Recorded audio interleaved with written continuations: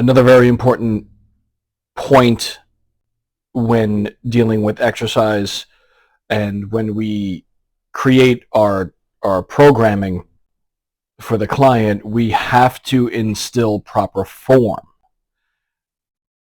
I don't think I've spoken about that yet. Proper form, executing the movement,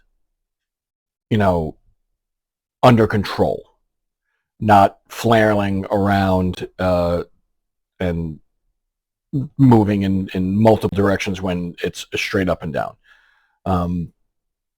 Maintaining proper form technique while doing the exercise, performing an exercise, not only is it optimal for muscular development, it also minimizes risks and chance of injury.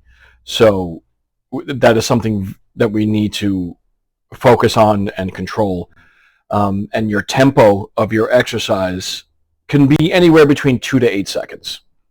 Anything faster than that, you're going to increase your chance of injury, number one, and number two, you're not getting enough muscle recruitment. Anything longer than that, you're just wasting time and energy. That's my dog. Proper form. 2 to 8 seconds per movement.